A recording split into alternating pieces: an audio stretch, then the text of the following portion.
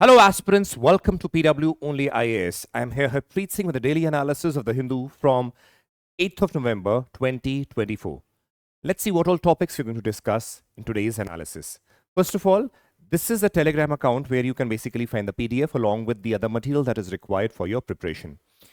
So, what are the topics we have taken? First, the Indus Water Treaty, COP29 Finance Goal, UAPA. Then we have Digital Population Clock, Air Quality Commission, RCEP and CPTPP, then Amazon deforestation, and Australia and the social media article that had come in the newspaper. We're going to see that. Let's analyze today's newspaper. Main topics, first of all, again a very interesting topic. If you have been following the analysis, you will be aware of the fact that on 19th of September 2024, the article on Indus Water Treaty came. There also we had discussed what is Indus Water Treaty and the issues that have been raised by the government of India. Now, please remember that the topic of Indus Water Treaty again coming up after 1 or 2 months repeatedly. So what happens? It becomes important for your prelims as well as mains. What we're going to do is, before we see what this mentioned in the article, let us see what is Indus Water Treaty and let us analyze the aspects associated with that, because once we know that, automatically this thing will become clear. Okay, now, as we always say, this is a brief representation of the Indus water system. Now, we have the Indus River from here rising from the Tibet region and just moving ahead and then turning and then going ahead. We have the various tributaries of Indus over here. So we have a brief idea of what the Indus River is. You can have a look at this. This is a hand-drawn diagram by me. Now let's see. We'll come back to this again. Background. What is Indus Water Treaty? Now please understand that when India and Pakistan got partitioned, we can divide or make the political boundaries, but there are natural landscapes and natural features which still remain. And these are rivers which are flowing and crossing both the countries, in fact, coming from the region of Tibet also. So what is important is that sharing of the water was always a bone of contention. There was always a dispute that who will get what amount of water, or which all rivers are going to be having exclusive access to which country. So there was debate going on. What happened is, Indus Water Treaty was signed by the then Indian Prime Minister Jawaharlal Nehru and the Pakistan President Ayub Khan. It was brokered by the World Bank, because again, you had to have some middle person in order to resolve this issue. How will the parties agree? So it was a World Bank which basically came up and said, we will broker this deal between India and Pakistan. It was a treaty to come to an outcome of how to share the Indus River system water. So water that is present in the Indus River system. Please remember why we said Indus River system. It is not the only Indus River that is here. There are various tributaries that are involved here. That is why how the water sharing is going to be done was decided by the Indus Water Treaty. Background. Now let's see what is the treaty. First of all, it was signed in 1960, again as we know, between then Prime Minister Jawaharlal Nehru and the President of Pakistan, Ayub Khan. Provision. It spells out conditions for water sharing of the river Indus and its 5 tributaries, right? The 5 major tributaries. India got control of the 3 eastern rivers, Ravi, Beas and Satluj. Just have a look here. If you see Beas, if you see Ravi and you see Satluj, this is a Satluj river, again an antecedent river. Then you have this Ravi rising from the Himachal region, and then you have the Beas rising from the Himachal region. Just see this. India got an exclusive access to these. See, India got the control of the 3 eastern rivers, Ravi, Beas and Satluj. Now, all the water of the eastern river shall be available for unrestricted use of India until arises an unwanted situation, or some situation, unwanted situation arises. Then again, based on the circumstance, a discussion can be made what has to be done. But till that time, India has an exclusive access to Ravi, Beas and Satluj. Now, next thing that happens, Pakistan got control over the 3 western rivers, Indus River, Chenab and Jhelum. Now we have the Indus River moving here, we have the Chenab River, and we have the Jhelum River over here. Right? So Pakistan got an access of this.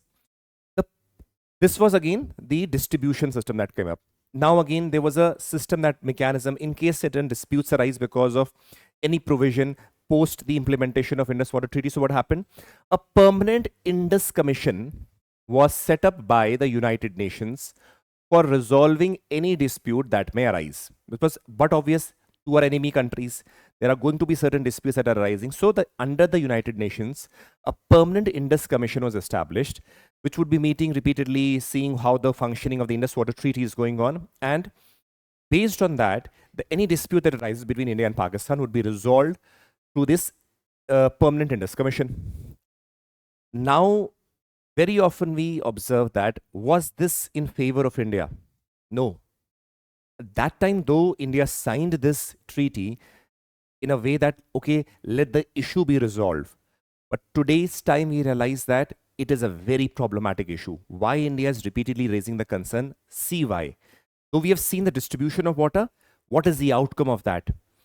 The treaty gave India 20%, only 20% of the water from the Indus River system. 80% went to Pakistan. That means if I see the total amount of water that is flowing through the Indus water system, only 20% was available for India's utilization and use. 80% went to Pakistan. So by default, when this treaty was signed, it was not in favor of India, but it was signed at that time so that the matter is rested and resolved. Today's time, we realize that the government is practical in a way. They are saying that the demands have changed with respect to water utilization.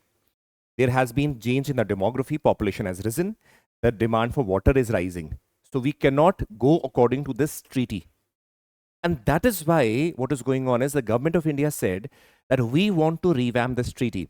Earlier on 19th of September 2024, the article in the Hindu came where it was very categorically mentioned that the government of India has sent a note to the Pakistan government that there is a need for meeting and so that the revamping of the treaty can take place. But there was no reply from the side of the government of Pakistan. The reason behind it is, please understand, we know that this is not in favor of India. By default, India will not agree to the provision or status quo. That means the status remaining same. It will definitely want to have an even share, let us say 50-50%. Or let us say increasing it to 60-40 for that matter, in favor of, let us say, 40 for India, 60 for Pakistan, or 50-50. Pakistan is not going to agree to that. That is why what is going on is Pakistan is hesitant on meeting on a topic of discussion of the Indus Water Treaty. And India wants it to get resolved. Now, coming to the article that is mentioned over here. Have you all understood with respect to what is Indus Water Treaty and the issue that is there?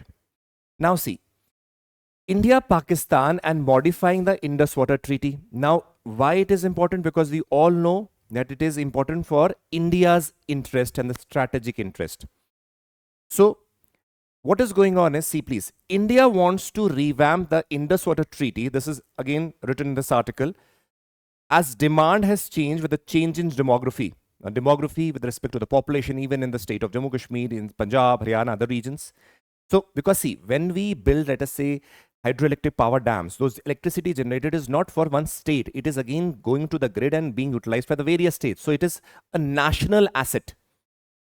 So, it is not about state of Jammu Kashmir, the Union Territory of Jammu Kashmir right now. It is a concern for whole country.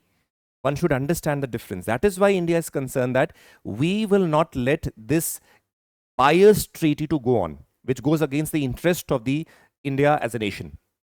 That is why now what is going on, second thing that this article points out, that government of India has very categorically said that repeatedly the government of Pakistan tends to use cross-border terrorism as a means through which such negotiations can stop. Understand why. See, it says cross-border terrorism impacting the smooth operation of the Indus Water Treaty. See, government of Pakistan very categorically knows that any negotiation will take place will go against its interest, because India will try to increase the percentage of the water, which is 20% right now with it and 80% in Pakistan. So, when cross-border issues arise, it diverts the topic from the treaty resolution towards the other dimension.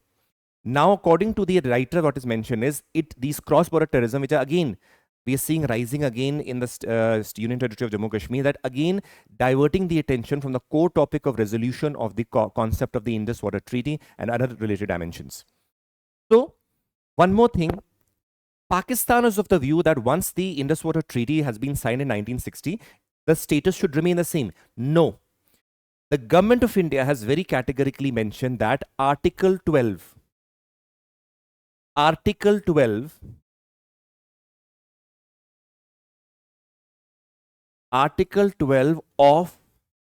Indus Water Treaty has very categorically mentioned that it allows or modifications and alterations according to when the need arises based on the consensus of the countries, both the countries. So that means it is not something that is fixed. So the rationale of the Pakistan government that the status should remain the same is going against the merit of the treaty itself, which says under Article 12 that Indus Water Treaty can be remodified, changes can be made according to the needs of both the countries. Next, what is going on is we need to realize that why India is mentioning that. See, we saw over here, see, there is Kishanganga river that is here, right? Kishanganga river. This is Kishanganga river. It is also known as Neelam River in India. Now, India is basically constructing the Kishanganga hydroelectric power project over there. So what happened is, the problem that arises is Kishanganga joins the river Jhelum when it moves forward, right? So what is going on over here is that according to the Pakistani government, Pakistan has an exclusive access to Jhelum. So what India said, see, you have access to Jhelum, but it doesn't mean that every minor tributary of Jhelum is also yours. And that is why India said we need to discuss, because it is again flowing here and it is in the interest of India and we need to construct a hydroelectric power project. Now what happened, please understand, these disputes are rising, that is why it is raising the concern. So what happened? Similarly, the Permanent Court of Arbitration, the case went to Permanent Court of Arbitration in Hague, where India and Pakistan basically discussed that whether the establishment of this project is fine on merit. The court basically said it is fine. But again, the basic amount of water that has to be released from the hydroelectric project based on the consensus should be allowed. That is why it is mentioned over here also that certain minimum, that is 9 cubic meter a second flow is something that needs to be maintained. Otherwise, you can construct that project. Now, Pakistan was of the rationale, know why India is constructing there. So realize that. Why is India constructing? So there are strategic interest also, security interest also, but along with it, please remember that India's population is rising at a very rapid rate. If we see the 2011 census, according to that, the decadal population growth rate is 17.6%, which comes to an annual of 1.76%. And presently, we have a population of close to 140 crore, which is again going to increase as a new census comes. So the demand for electricity is going to increase continuously. Along with it, please understand why India is focusing on this project is that India with time knows that we have to move away from the coal-based power projects. So whatever resources of water we have, we should sustainably use them for generation of the electricity. And it is the necessity of India. That is why India doesn't want again these disputes coming up. Again, the projects are delayed because of international treaty that have been signed under the IWT, Indus Water Treaty. And that is why consensus and discussion on this treaty is important, which Pakistan government is not agreeing. Now what happened? Over here again also, the similar thing, the sharing mechanism, what I have discussed over here is being discussed in all these things. So it is not something new, we've already discussed that. What is going on another is the author or writer of this article mentions that with respect to certain cases going to the international courts and all, it says that a Uruguay River case also where it was seen that the court demanded an environmental impact assessment also being done. Now, this is again a point of concern what can happen. See, we all know that when large scale or even medium scale hydroelectric power projects are involved, it does impact the vegetation. Flora and fauna is impacted. Now, firstly, it is an international treaty. We have again a third party intervening and given a judgment. And if in what is being discussed in the article is if the court also says that Pakistan uses a view that there has to be an environmental impact assessment for any project that India, like Kishan Ganga project that India is basically going ahead with. Now that will also create issues. Why? Because that will delay the project. Second, if by fault we know that the environmental standards in Europe and all are much more different, much more stern than that of India. And that might basically come out of a report that it is environmentally impacting the region, and Pakistan would again raise concerns, because if the region is impacting, then in long term the flow of the river will be impacted. If the flow of the water is impacted, that will impact the Jhelum water that is coming there, which Pakistan will again raise issue. So the thinker, basically, the writer over here mentions that these further controversies can come up. So it is very, very important that the renegotiation of a treaty comes, so that the clarity is there and no other intrusions come to basically highlight. Again, there is again two very important dimensions that the thinker is mentioning over here in this editorial section. He says that, see, the problem is there is lack of trust, as is mentioned also, and by default it is going to be there. India and Pakistan are enemy countries, there is no doubt in that. And Pakistan is a state-sponsored terror mechanism or a factory of terrorism that goes on there. So obviously there are going to be trust issues. Still, the writer mentions that the possibility can be, see, joint project implementation is one mechanism that can be explored as mentioned by the writer. Now let us see, there is, what is joint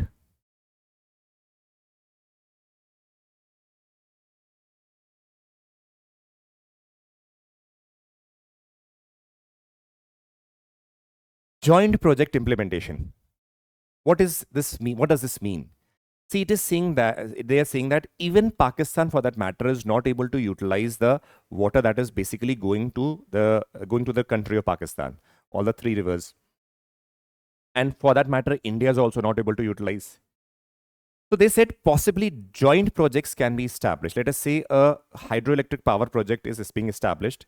Well, let us say if some electricity generation is there, both countries can contribute and they can divide the electricity based on their agreement that comes.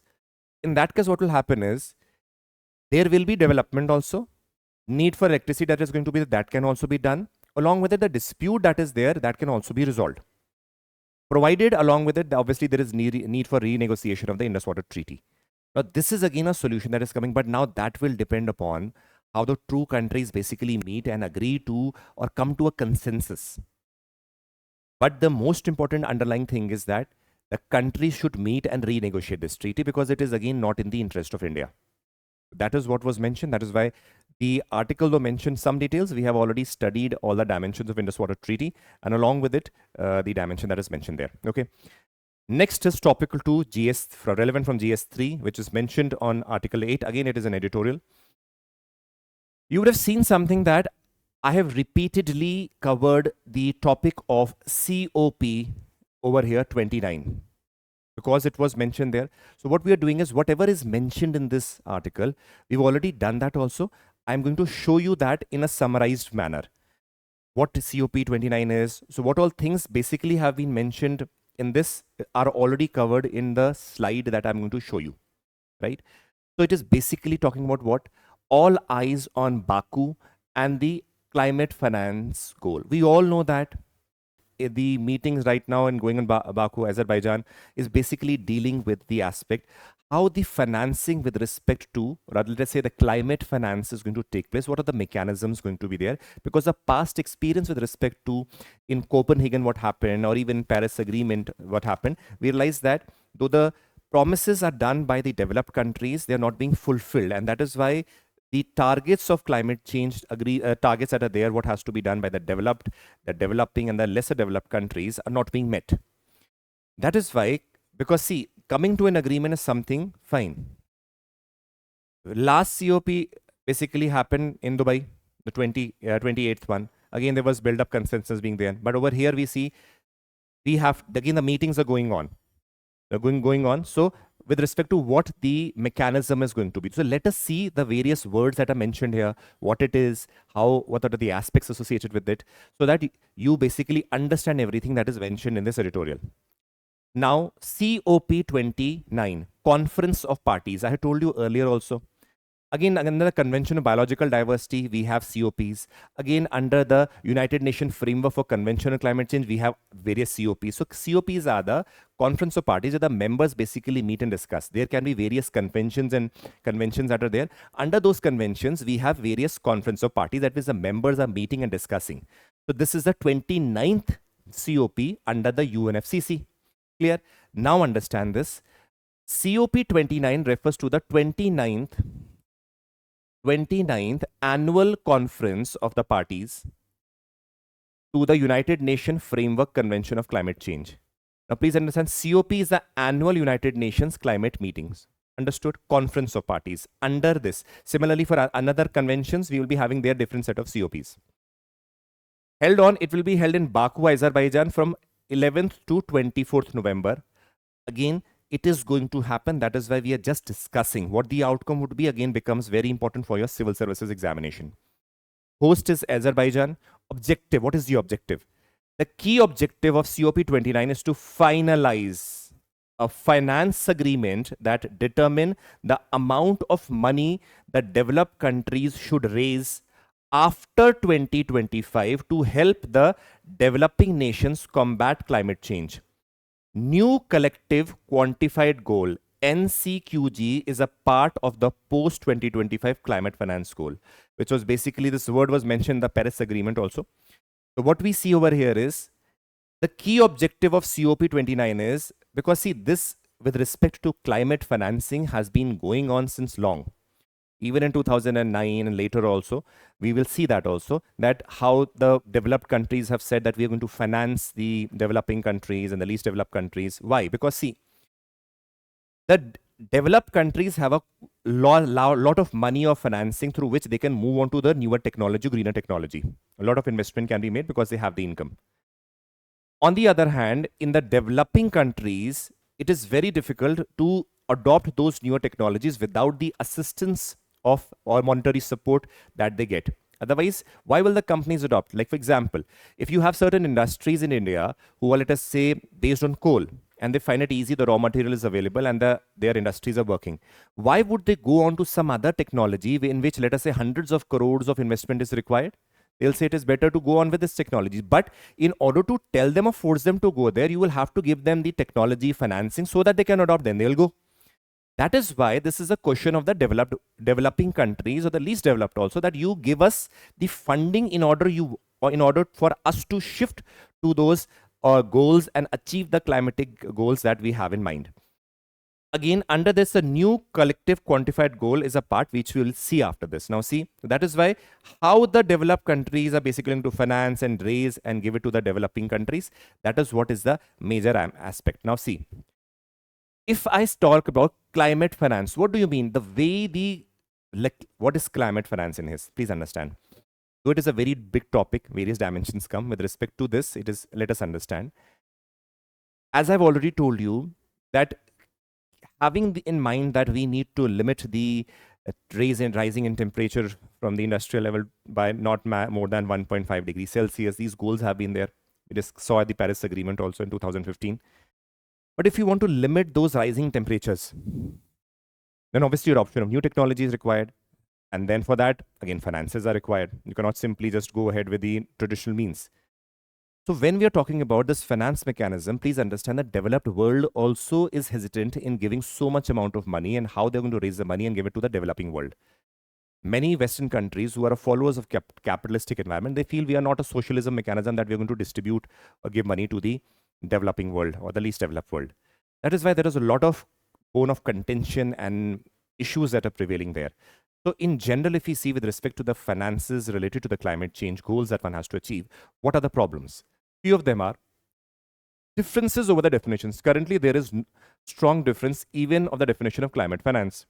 Now, if I ask, like for example, I'm telling you climate finance is how it is being financed. Some countries say, no, it is related to some other push aspect. Some say, no, it has related to that dimension. So what is going on is right now, India perceives climate finance from a different perspective from United States. Or for that matter, the African countries view it from a very different aspect. So right now, what is climate finance is itself not clear. Because if financing is being done, what way it is going to be done? What are the means it is going to be done? how it is going to be implemented, and what it is itself not clear, because there is no consensus in that. So that means we are talking about climate finance, but the definition of climate finance itself is not clear. Next, double counting and innovative accounting.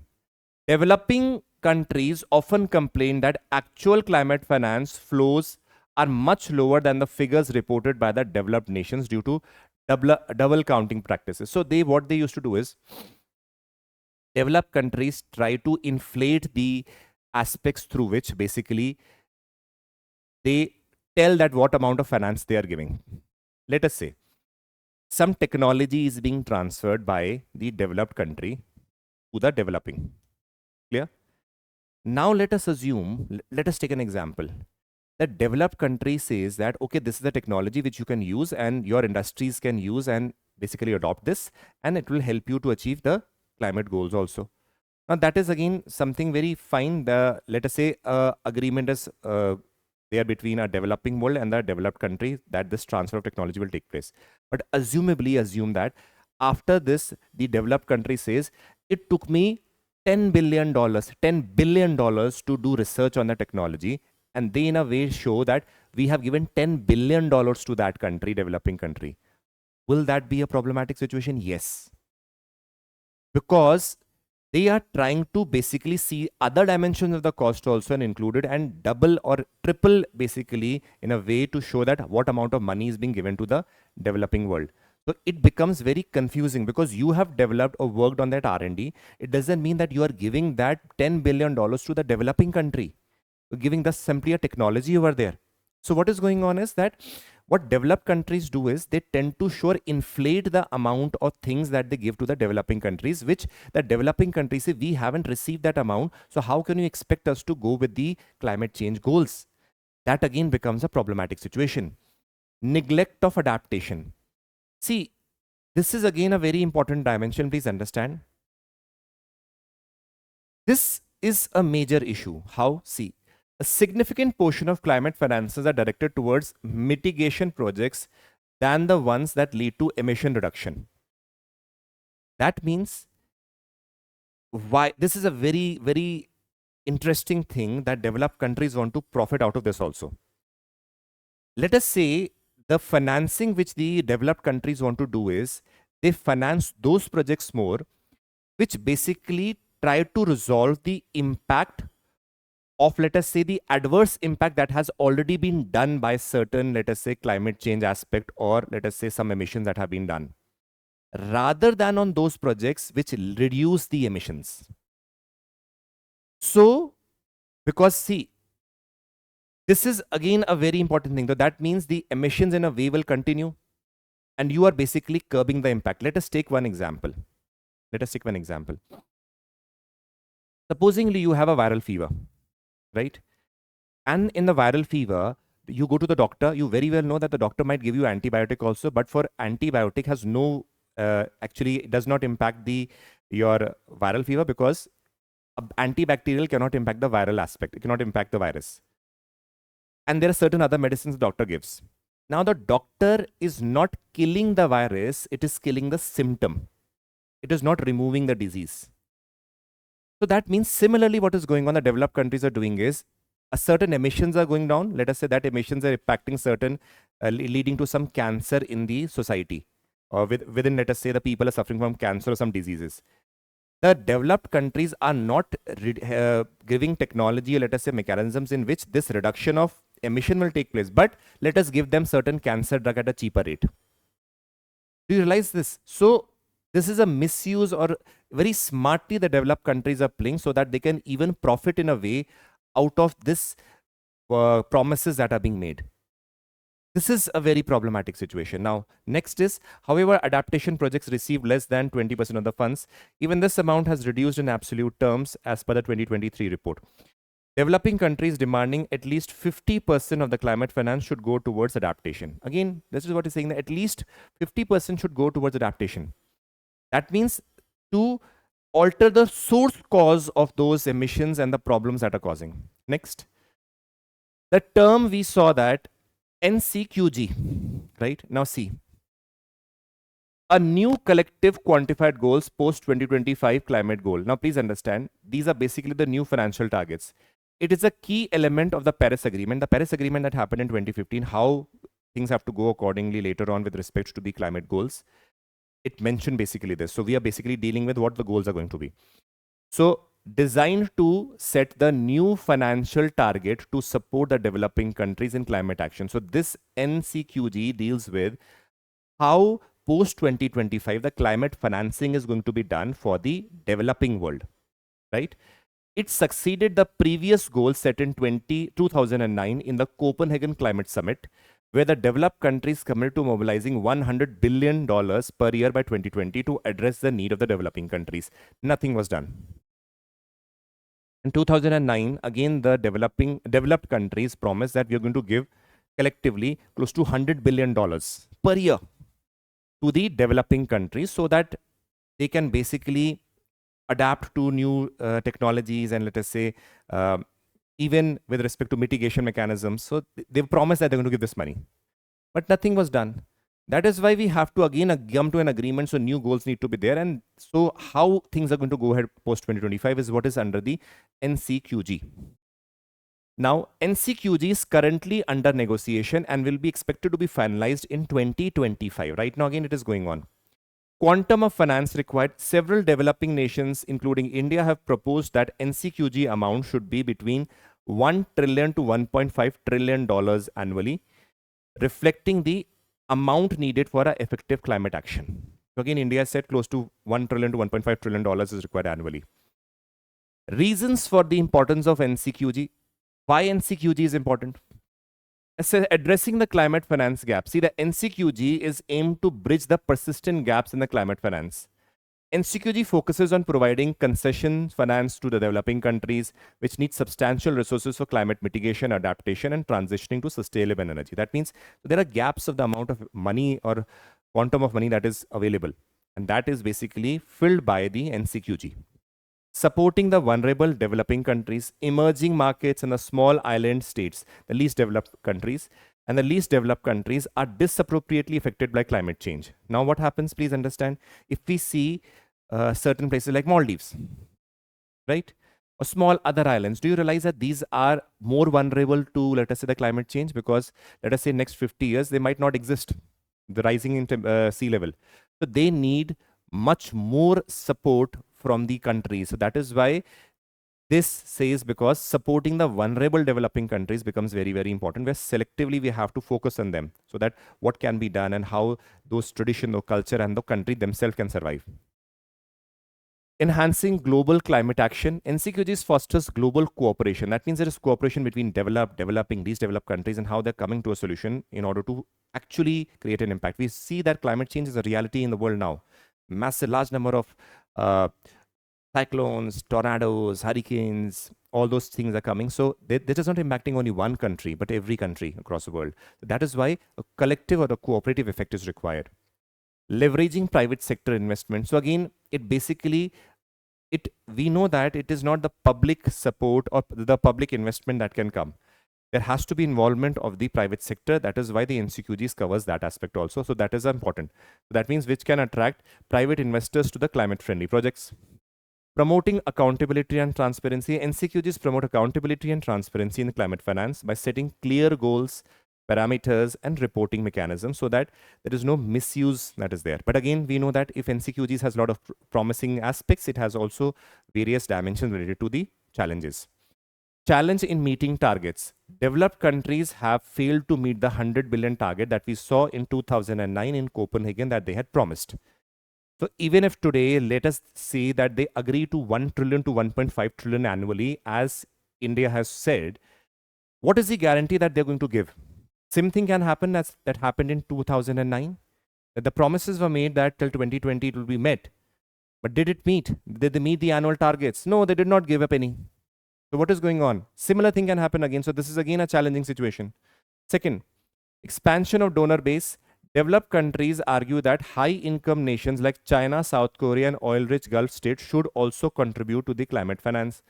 These are those which are categorized into developing, but they themselves are doing very well. So these should also donate. Now, That is why certain countries like China over here, we realize that consider itself as a developing country, though it is doing economically so well. So those are again bone of contention, whether they should receive or they are the ones should be giving. That is again a bone of contention, right? Okay, let's move ahead. Topic 3, GS2, page 4. Do not hesitate to invoke UAPA. Home Minister tells the state police forces and the central agencies. Now, again, we see that a lot of protests, a lot of issues have been there. Again, India is a diverse country. So, the Honorable Home Minister has said that using UAPA whenever required, again, does not go against the merit. Importance is that unity, integrity of India, along with its stability and security of India is the most important dimension. So, now this act is mentioned. So, by default, we know that we should be knowing what the act is. See, UAPA, that means Unlawful Activities Prevention Act 1967.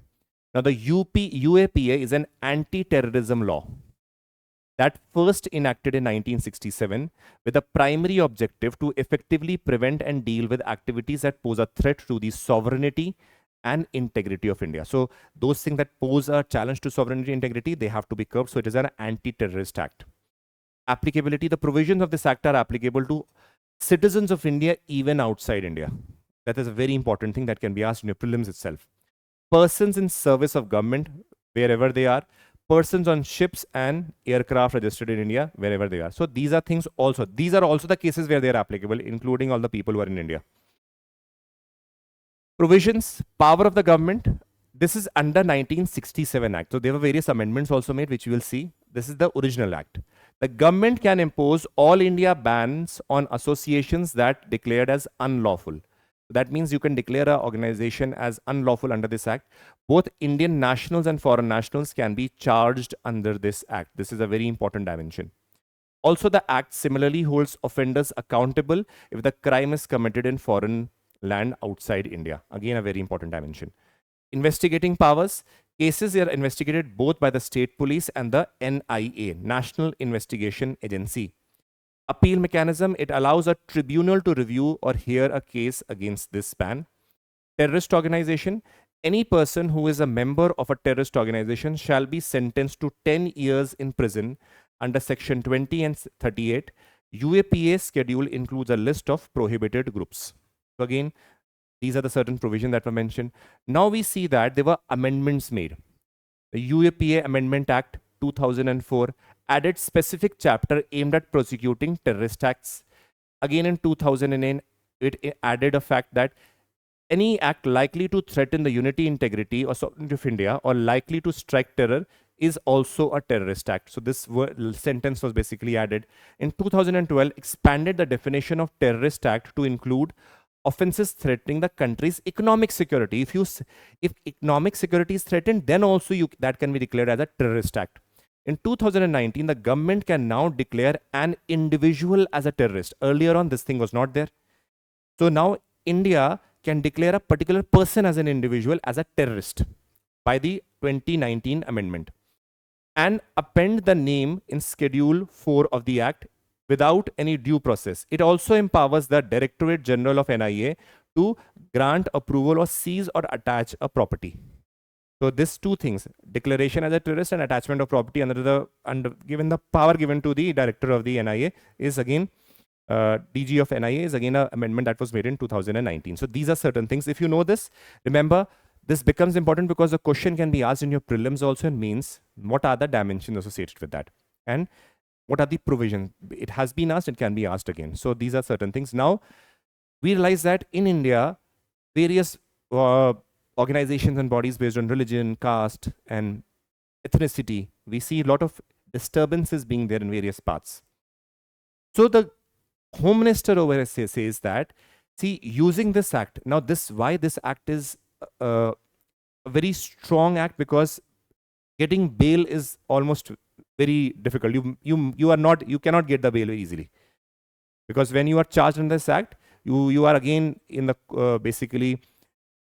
this basically is a preventive detention act in a which, because if you are involved in any terrorist act or may get involved in a terrorist act also, then also you can be basically sentenced. And that is why special courts are there, and it is very difficult. Once you're charged on this act, it becomes very difficult for you to get a bail. In exceptional cases, the court sees if yes, a scenario has arisen where some mischief has been committed by a government body. In that case, yes, but not in other cases. So what happens? It is like a deterrence for the people also, that peaceful protest is fine. Within the dimension of the constitution is fine. But if you pick up arms, if you go against the unity and integrity of India, threaten the economic security of India, then that is wrong. That is why this statement has been made by the Honorable Home Minister. Coming to the prelim topics again. Topic 1, page 3, Bangalore to get its first digital population clock. Now again, this was a topic that was there, so we just discussed it. Digital population clock, basically it is a project, joint project by the Ministry of Health and Family and ISEC. Now basically this is a clock which shows the population of India and the population of Karnataka. So what is there is, Karnataka population estimated would be updated every 1 minute 10 seconds and the population of India every 2 seconds. Remember, similarly, a digital clock was earlier firstly placed in Delhi in 2022. So just for brief information, it can be asked, a digital clock has been placed in which part of the country recently? They can ask you. So that case, Karnataka, and first was the case in Delhi. It was placed in 2022. Clear? Again by ISEC and Home Ministry in Delhi also. Topic 2, GS 1 and 3, page 6, Air Quality Commission. Again, we know that the issues with respect to Delhi and the pollution is being there. So we need to know what the Commission for the Air Quality Management is. That means CAQM. Let's see. CAQM is a statutory body established under the Commission for Air Quality Management in National Capital Region and Adjoining Areas Act 2021. This is an act, and Commission for Air Quality Management is a statutory body. Statutory because it is an outcome of a law that it is created. Mandate. What is the mandate? Better coordination, research, identification and resolution of the problems surrounding the air quality index and matters concerned related to thereon. You know that very well that when we talk about the National Capital Region NCR, it also covers various states. Every state might be having a different political party also. We have that there may be differences within the parties. There are different bodies that are involved within Delhi and other parts. There might be, let us say, stubble burning in Haryana and in Punjab, and the impact being seen in case of Delhi. We have so many stakeholders there. So what happened, there had to be a body which could basically take care of all these dimensions in totality. That is why this act was passed. That is why this commission for the air quality management was created. That is why, see, better coordination is what is important. Coordination, research, identification, what are the problems, how we can resolve them is the mandate of this commission. It undertakes action for prevention and control of the air pollution in the Delhi NCR regions and the adjoining areas. Why adjoining areas? We realize that the pollution created, let us say, in the adjoining areas are impacting the Delhi region. So a totality or a proper planning has to be done, not only of small region, but a larger area. That is why, which impacts the air quality of NCR of Delhi. The commission is required to coordinate its action on monitoring the air quality with the government of Delhi and the adjoining states, including Punjab, Haryana, Rajasthan, and UP. So all these states are also covered with respect to the purview of the commission. Restricting activity, what are the powers of the CAQB? Restricting activities include influencing air quality, investigating and conducting research related to the environment pollution, issuing directions on matters including inspection, regularization, it will be binding on the concerning person or authority. All the directions and orders by the commission are of binding nature on any person, officer or authority shall be bound to comply. So this is the important thing. Earlier what used to happen, commission used to recommend, and whether followed or not, it was their whims and fancies of the people. But now the decisions or what is being directions have been made are binding. Otherwise, punitive actions can be taken. The commission is directly accountable to the parliament. This is a very important dimension. What is the composition of CAQM? It is to be chairperson to be chaired by the government official of the rank of secretary or the chief secretary. He will hold the post for 3 years until he or she attains 70 years. It will also have 5 ex officio members who are either chief secretaries or secretaries in charge of the department dealing with environment in the states of Delhi, Punjab, Haryana, Rajasthan, and Uttar Pradesh. They have 3 full-time technical members. 3 members from non-governmental organization, technical members from Central Pollution Control Board, Indian Space Research Organization, and NITI Aayog. So these are the composition. Clear? Now comes topic number 3, GS2, page 12. India should be a part of RCEP and CPTPP, NITI Aayog CEO. Now, RCEP is Regional Comprehensive Economic Partnership, and CPTP is Comprehensive and Progressive Agreement for Trans-Pacific Partnership. This becomes important that you should know this from the prelims perspective. It can be very well asked, who are the members, what are the things, right? So what is RCEP? RCEP is a significant economic agreement between the ASEAN members and the free trade agreement partners. We will see who they are. So it is basically an agreement between ASEAN members and the free trade agreement partners. RCEP is the world's largest trading bloc. It is designed to promote economic integration, trade liberalization, and cooperation among the members. So it is a trade group through which more cooperation can be made, more trade can be there, larger exchange of goods and services can be there between these members. RCEP negotiation began in 2012. It was officially signed in November 2020, making the major milestone in regional trade. Came into force in 2022. So remember 3 dates. Began negotiation in 2012. It was officially signed in 2020 and came into force in 2022. Now see what are the member countries. You have the 15 member countries. China, again the ASEAN countries are obviously these, and the FTA members, China, Japan, New Zealand, South Korea, Australia, plus the ASEAN, which includes Brunei, Cambodia, Singapore, Philippines, Myanmar, Malaysia, Vietnam, Laos, Thailand, and Indonesia.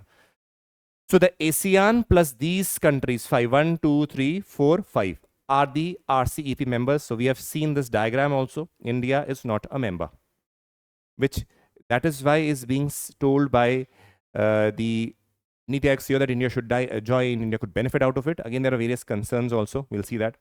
Coverage. RCEP negotiations include trade in goods, trade in services, investment, economic and technical cooperation, intellectual property rights, competition, dispute settlement, e-commerce, small medium enterprises, and other issues. So these all things, cooperation would be there with respect to more liberalization. That means in a way you can easily access the market of those countries can access your market, and trade can be boosted is what is the aim. Objective of RCEP: facilitate trade and investment among member nations, reduce remittances, and reduce tariffs and non-tariffs that are present there, enhance economic cooperation.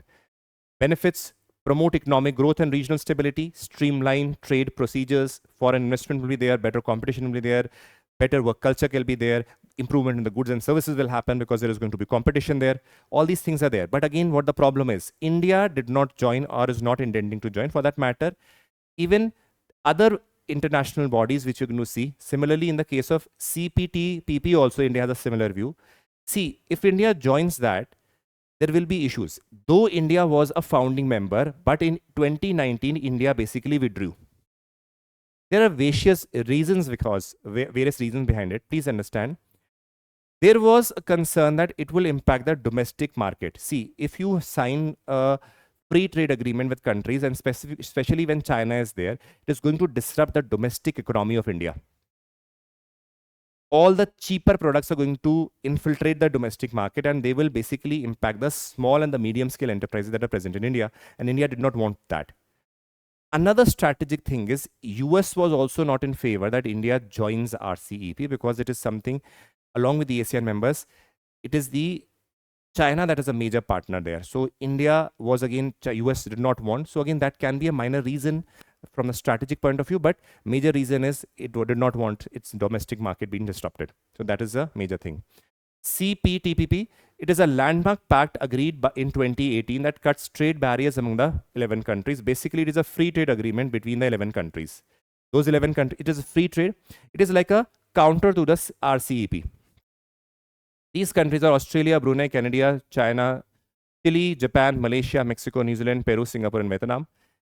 Initially known as Trans-Pacific Partnership, but renamed after the US withdrew from the agreement in January 2017. So good thing, then rather not a good thing. The knowledge thing is the US itself is not a part of it. Features: requires countries to eliminate significant tariffs, again free, so that facilitation of trade is there. It also rules addressing competition, intellectual property, very similar to what the RCEP is there. Bulk work against Chinese dominance. That means, in a way, CPTPP is basically aimed at, in a way, countering the Chinese dominance, along with it countering RCEP also. Though there are various members of both RCEP and CPTPP, but at that time US was there, so again the dominance of US was there. But over here, what we realized that it was initially with the motive of countering the dominance of China and its exports market that it has, and the dominance over the other countries that it has. Significance economic. Once fully implemented, it will basically be a trading bloc representing 500 million consumers, 13.5% of the global GDP. High standard free trade agreement. It is ambitious, and that is basically going to attract a lot of goods, services, investment, state of class, because major countries are over here. Transparency in doing business, a very systematic mechanism through which those barriers in trade that are there would not be there. Transparent mechanism of movement of goods will be there. Protection of the environment and labor rights, again, a very important dimension. That is one of the reasons why India also did not join, because very strict implementation of the environmental laws are being imposed, which right now India is not in a condition to do it, because that will impact the large economic sectors of India.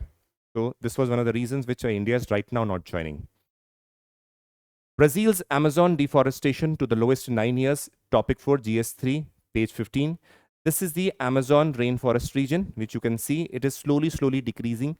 Now that is a major concern. Please understand, let us see what is the Amazon rainforest. It is the world's largest tropical rainforest, occupying drainage basin of the Amazon River and tributaries in South America. Tropical forests are close canopy forest with 28 degrees of north and south of the equator. There are very wet places receiving more than 200 centimeters of rainfall, large flora, large fauna. These are also known as the lungs, in a way, of the world, because the oxygen amount that is generated from there is very massive. If the deforestation continues, automatically you'll see the degradation or the condition of the environment is going to further deteriorate. Temperature are uniformly high. Obviously, we know that Amazon is a vast biome, spans 8 rapidly developing countries like Brazil, Bolivia, Peru, Ecuador, Colombia, Venezuela, Guyana, Suriname, French Guiana, and overseas territory of France. So because economic activities are increasing, so we see that cutting down of the forest is there. Because see, countries like Brazil very categorically said that, see, if we know that the Amazon forest is important as a means of climate stability and, let us say, climate maintenance, what are we getting out of it? By simply keeping the forest. On the other hand, other countries which are basically having investment there, industries coming up, they're benefiting economically. Brazil is not. Similarly, the other countries also are of the similar view. And that is why we see, because of the economic activities, the rainforest, Amazon rainforest, is decreasing. Let us see the reasons behind why it is going on. Cattle ranching. One of the leading causes for deforestation is linked to basically the consumption of beef over there. What is going on is vast areas of forest are cleared and burned down in order to create pastures for the cattle, and then automatically as a means of consumption for cattle ranching. That means clearing the forest, creating those pasture land where those livestock can basically roam around, and later on they can benefit out of it to export of the beef and consumption of the beef in the market. That is one of the reasons, cattle ranching. Second, small scale agriculture, because forests directly are not benefiting the people over there. So what they do is they basically cut down those forests and practice agriculture, small scale agriculture and large scale cattle ranching. So that is also one of the things. Fires, forest fire, again, because of the rising temperature, we realize that forest fire again destroy. Now, many times it has happened is that forest fires are very intentionally done so that the forest gets cleared. But we very well know that because of the climate change also, the forest fires are caught, and that basically lead to destruction of the forest and further creating a lot of pollution. Industrial agriculture operations are becoming increasingly common in the rainforest. Other reasons are like mining and government incentives in the form of loans, infrastructure for, let us say, road creation and infrastructure building. That also destroys the your Amazon rainforest. Next is Australia moves mandate of age limit of 16 for children to use social media, page 15, GS3, topic 5. Now, this is something that has not been implemented, but we need to see something. What is Australia saying? Australia is saying that the problem that social media is creating is multifold, that I'm showing you over here. They said because of these problems, we will restrict the use of social media. Now they have not implemented. That a proposal is there that people or children below 16 years of age will not be allowed to use social media. What are the reasons behind it? Now please see. Mental health. 73% youth in Australia are suffering from mental health issues. And one of the reasons is the aspect of social media, because you continuously focused on that screen, what people are doing, what is the dimensions going on. So that basically is one of the causes for mental health issues. And social media is basically aiding that. So that needs to be reduced. So that is why it is being said. Next is, we say with respect to sleep deprivation. It is very scientifically proven that late night you're watching certain reels and all, and because of the blue light that emerges, it basically disrupts the sleep. And that what happens next day, if you have to go to schools and colleges, then those disruption takes place. Sleep deprivation again is one of the major causes of mental health problems. Obscene images, we see that today the social media platforms have become in a way soft porn. Why? Because the dimension that arises over here is that people are, in a way, see that absence, that the nudity in a way is seen as a presentation or the cultural aspect. And that what happens if someone is taking someone's photograph and then circulating it, do you realize that what problem that can could lead to with respect to a young child who is, let us say, less than 15, 16 years old? So such situations happening is also creating a rising scene with respect to rising aspects of people taking away their lives also, especially the children. Privacy issues, again, we see that apps like social media and all, they basically ask for the permission that can access your gallery and all. They have full access of your phone. Issue arising there, lack of self-confidence. We realize that people who are, again, other like who play outside, meet a lot of people, there is, let us say, interaction, you tend to be more vocal. You will have that overconfidence in you. When you're just confined to your phone, then there's the confidence lacking, and then that is reflected with respect to decision making in life and future. Spreading false information is the easiest task you can do in social media. And the moment you post something fake and it spreads, person's images, person's character, person's, let us say, what honor that person might having is completely destroyed because of a fake news. That is why, again, these are again linked to the mental health disorders. Relationship issues. Do you realize that if you're confined to your phone, your interactions with your brothers, sisters, siblings, your parents decreases. And that creates a, let us say, a problem in the relationship. Leaving the other relationships, the relationship with your family itself suffers. Next is cyberbullying. We know that bullying of the students in the cyberspace is again the platform that the social media provides aids this, again a problem. Academic distraction, we already know that all these things are working, so it will lead to academic distraction also. Okay, so these are the things. Let's see MCQs and explanation.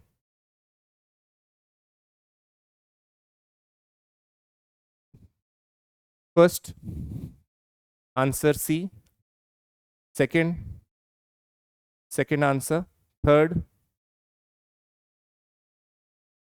Third answer. Fourth answer. Fifth answer. And this is the end. So hopefully you enjoyed the session. Hopefully you learned something. We'll continue with the session tomorrow. God bless you. Take care and Jai Hind.